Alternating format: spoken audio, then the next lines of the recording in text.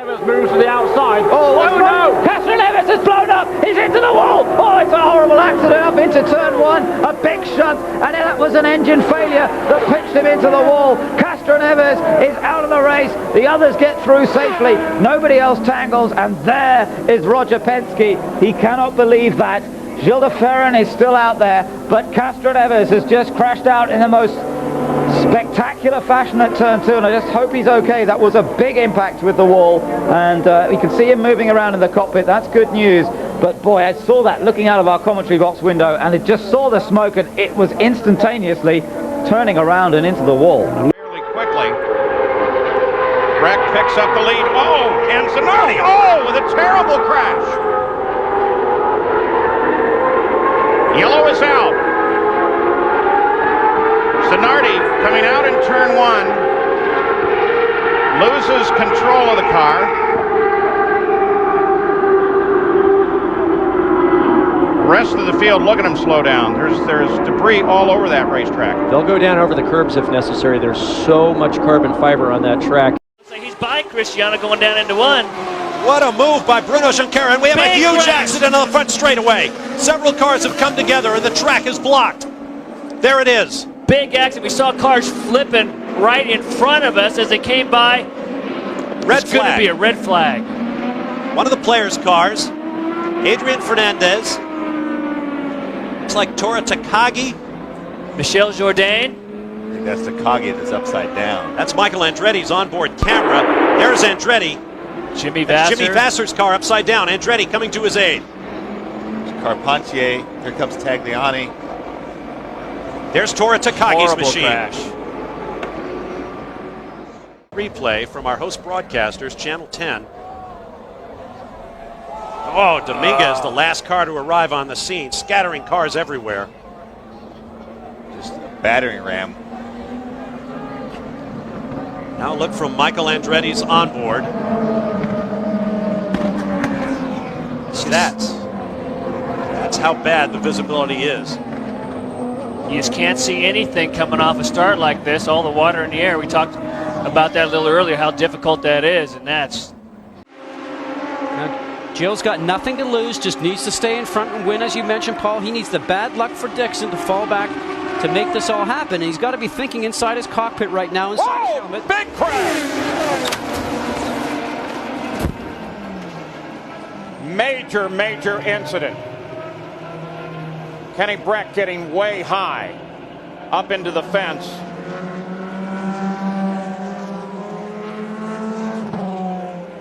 Here is the replay of what happened. Breck on the high side of Thomas Scheckter down the backstretch. At the end of the backstretch, there's the contact, and Breck's car up into the wall, virtually splitting in half. And here is the shot now from the end of the backstretch.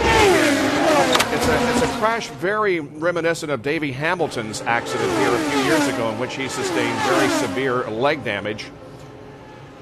The catch fence keeping the car contained inside the racetrack, but still resulting in a lot of damage to the car. Hopefully, no. Right on the edge. Well, there's a look at Michael Andretti.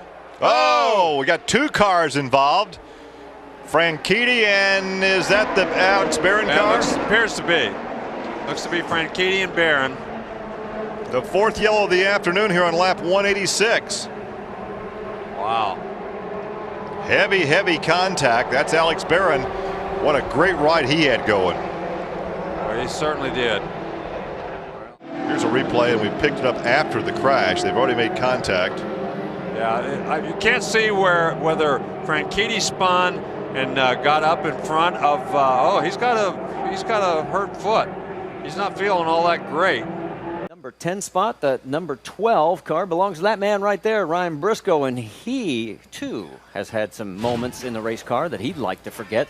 Let's take you back to the last race of the season, 2005 at Chicagoland Speedway. Scott, you were there. On these high-speed ovals that we have, this mile-and-a-half track, anytime we lose touch, as we talked about before with Davey Hamilton, the car is up and in through the fence, and his survival rate we didn't think would really be there. But in turn, he was out of the car in just a short space of time, ended up getting out of the hospital, and then he's back with us again. And doing a fine job as he is running 10th. Brienne?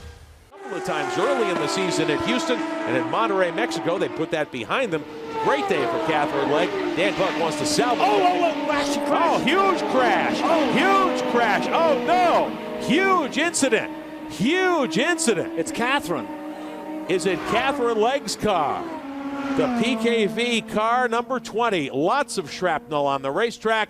Full course yellow. Huge crash. The safety team from Champ Car. It is a flat-out blinder. Watch up here.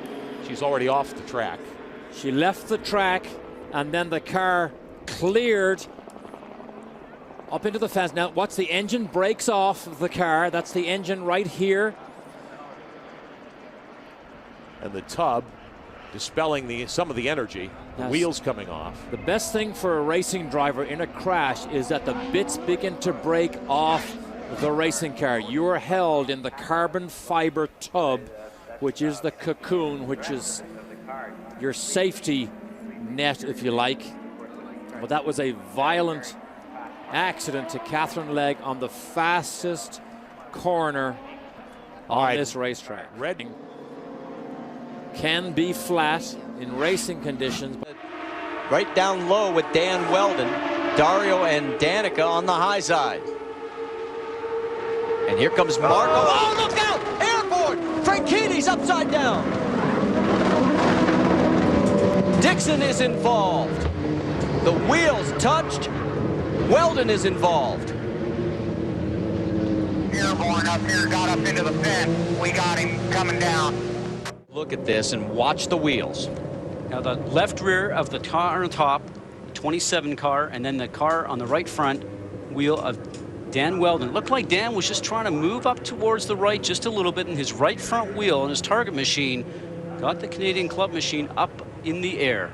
And see everything else going on there. The parts just strewn everywhere. And the real lucky guy in this, Marty, I think really was Thomas Scheckter, because of everything coming down top of his car, he could end up having the car land right inside the cockpit. Also, watch Scott Dixon. He almost had the same situation. Watch the 9 car come in here. Up and over. See right there. I mean, absolutely. Wow. Let's go back and show you what happened to her yesterday in practice, forcing her to miss qualifying. Going into turn 1, about 218 miles an hour, you see some sparks coming out from the back of the car. Something went wrong with the car, and she went up towards the wall, and you can see the tires spinning there and going and hitting her in the head. Now, I went back and looked at this last night a couple of times, and I almost feel that the wheel nut started to come off, and then her car started to lose control of the steering, and she went up towards the wall. Here it shows a replay. Spun again. Now Same what is spot? Yeah. Oh man. Oh, okay. The Viso got him. Visum clipped him. Wow. And then here comes Will Power, and there's nothing you could do at that point. Now the mistake that was made there by Philippe was he got on the brakes to slow the car down, and instead of just letting the thing to roll to get, but you need to let the car roll and get off the racetrack. You have to get off the racetrack in a situation like that. Wow. Here comes EJ. Wow. Got the nose of the car. And the left, and EJ's left rear. Right. And then you see this. Here comes Power right in the groove. Boy, Davey, that one could have really been terrible. Yeah. And it hit him in a bad position. So. Oh man. Not good.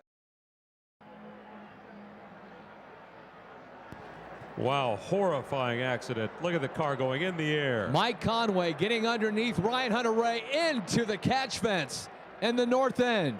Wow. Into the catch fence. Here it is again. Replay. Watch this.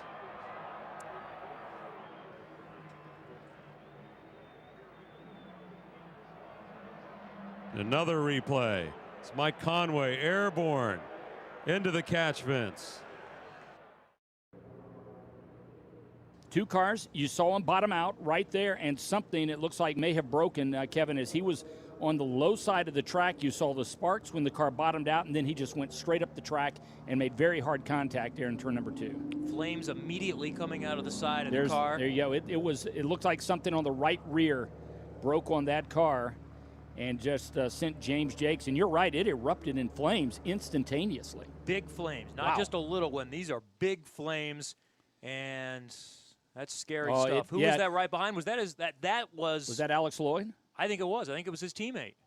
But that is James Jakes. That's a big fire. That really is, and he is already halfway out of the car. Hit your marks, and they are so lucky that nobody got hurt there. Oh, and I would imagine as a driver that he would feel very bad. Doc, you have more? Yeah, that was Rodney Klossmeyer out of Hempstead, Texas, and he was the fueler. Oh, trouble on the track, guys. A huge crash on the track here at Indianapolis. Our second caution has come out, and it looks like it is Mike Conway and Will Power involved. So no sooner does Conway get back out on the track than he is involved in a major incident here with Will Power. So Power, who had a 3-race win streak here on the series and hoping to get his first Indianapolis 500 win, is not going to have it happen today. He has always had a hard time here at the Speedway, but that is just a very good example of that. Probably or shouldn't have happened. It all started with a bad pit stop, Scott, didn't it? And then you think about that when you get up on the track. We have to see what made this accident happen. But, you know, when you think about the drivers having the crash, they're in the car, they're moving. I think about Will Power. His wife, Elizabeth, actually works for a team here, Dreyer and Reinbold team, and does the PR work for Oriole Serbia. So she's busy in the pit lane here. And when she sees that there's an accident on the track, she said, I always look to see if it's my husband. Both drivers are okay. Both are out. Let's take a look and see exactly what happened. This championship is going to go all the way to the final. Whoa, that's a huge crash. EJ Viso. Was it Marco Andretti? There's 4 or 5 cars involved in that. Turn 10 for the final time. It's a Penske day. It's a Will Power day in Houston. Dario Franchitti. That is a nasty crash. Takuma Sato and Viso. Dario Franchitti, I think, is in pain. That looks like a heavy crash. I can see him put his head back. As a driver, I feel like I see the wincing there, but let's hope they're okay. Yeah, it's a crash like that, you got to gather your thoughts a little bit too, even if you and your breath. And your breath. And you can see Takuma Sato. The guys seem to be on the radio. Viso is. And there's the marbles on the outside there. Sato gets loose. Oh no! Oh my goodness! That is a horrifying ride for Dario Franchitti. Oh man, that is an oval crash we've seen before, and we hate to see that kind of impact. Sato, oh boy, look at the debris go through. Oh boy, and fencing. Yeah, it does look like there might be some debris into the grandstands as well. The fence kept the car in the racetrack.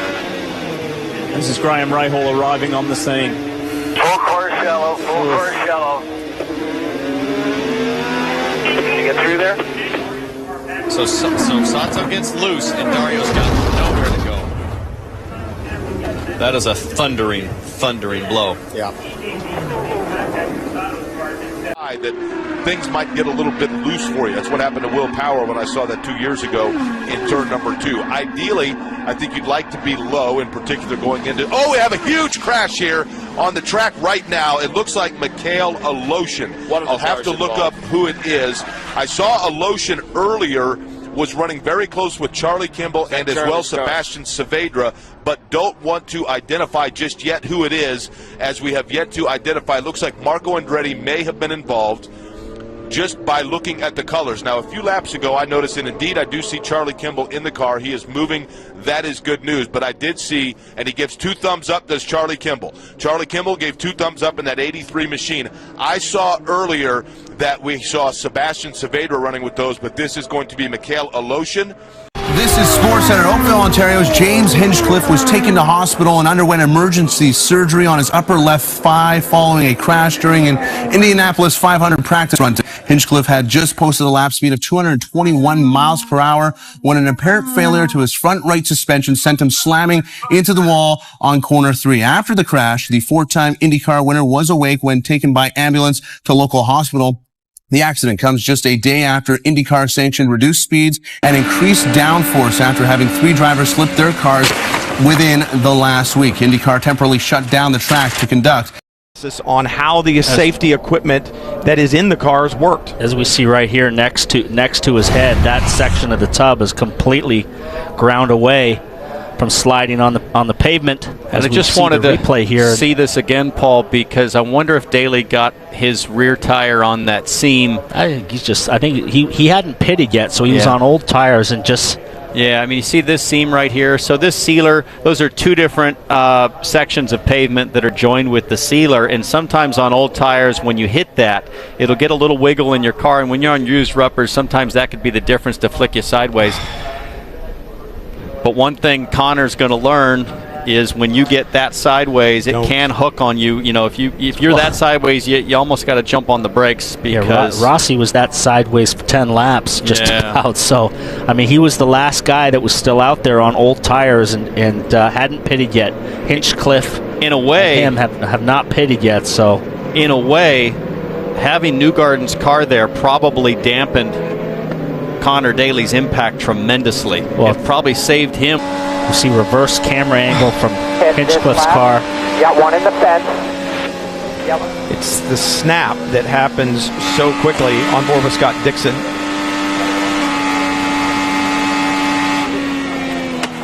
Oh, he's got some damage there too. Oh, that's going to hurt.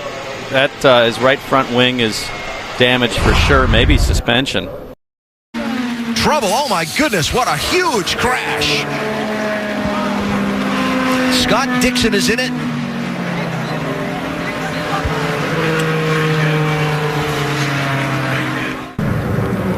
As we watch the cars go through here, guys, the car on the very top, okay, which is Jay Howard. We're going to roll this through now. Well, look at Jay. He's already way off the line. He's off the dark patch of the racetrack, which we call the racing line. He's up in the gray. He's lost control of the car. He's hoping he's not going to hit the wall. He impacts the wall, comes off the wall, just misses the 10 of Tony Kanaan. Unfortunately, Scott Dixon is right there, up and over the front of the car.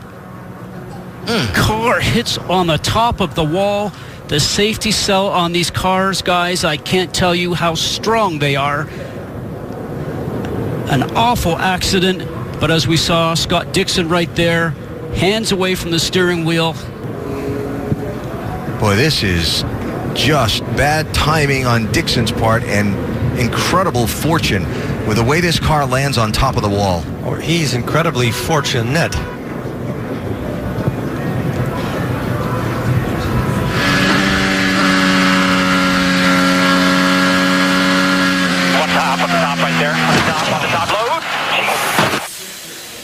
That's Robert Wickens. Jake, he moves from fourth into the fourth position and is now looking for third. Bastien Bourdais also trying to make a move. Right now it's Rossi the leader, then it's Power. Wickens, they're going to make contact. Big contact, car in the air. It's Robert Wickens that spins. Ryan Hunter-Reay was just underneath him. James Hinchcliffe involved. We have a major mess here exiting turn number 2 at the Pocono Raceway. The car of Robert Wickens made contact with Ryan Hunter-Reay, got airborne, got into the catch fence, and came back to rest on the racetrack, rolled to the inside. A number of cars involved in a spectacular crash here at Pocono Raceway. A red flag condition, a massive incident involving Pietro Fittipaldi, James Hinchcliffe, Ryan Hunter-Reay, and Robert Wickens. So far, we see... We think Pietro Fittipaldi okay. We see Ryan Hunter-Reay moving around in the cockpit of his car. Looks like James Hinchcliffe just got out of his. We see Pietro Fittipaldi, in fact, sitting on the side pod of his car. James Hinchcliffe stepping out of his as we speak. No word yet on Robert Wickens. The safety crew is there now working on his race car.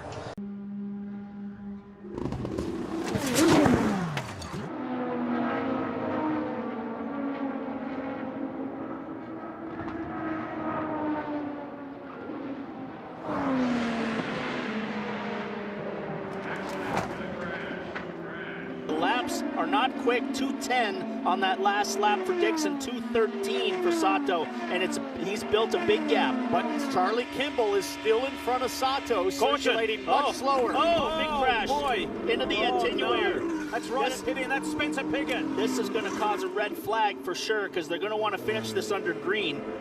Right at the pit attenuator, right on the very end. That's a big crash. Oh boy. Drama, huge drama. Spencer's now raising the visor. Ends his race in spectacular style and certainly replays not the way he wants. already way loose, loses it. brushes the wall, not super hard, and then it just hooks itself, and that's the worst case scenario right there. He's going over 100 miles an hour and comes to effectively a full stop. Listen here.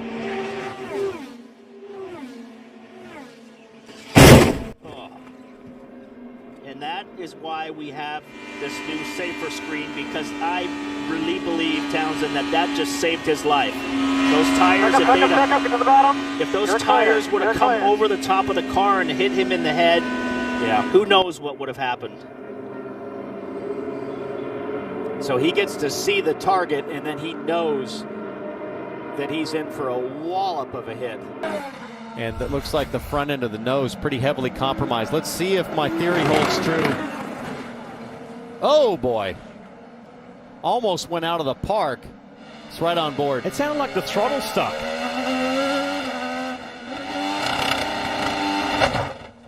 Holy cow. The throttle did stick. That was bizarre. Enter your mind. Immediately. You're in a bit of shock. Oh! Wow. Huge credit to the aero screen. We get another long shot of it. We did see some tire smoke, but it's unclear if that would be from a locked tire. More than likely, that would have been Simon trying to get... Oh, my goodness.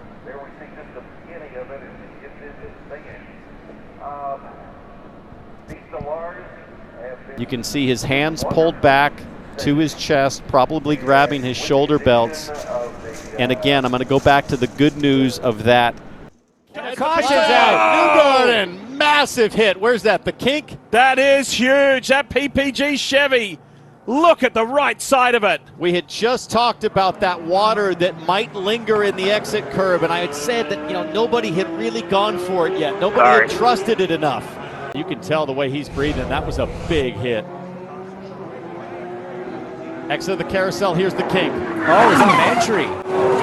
Oh, my goodness. Wow. And, guys, you can see there's safer barrier right there because of this kind of accident. Had that just been straight concrete, it would have been even harder. Let's ride on board. Watch the left side tires.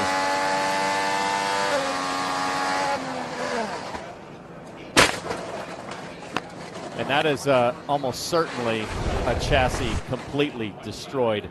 Massive impact.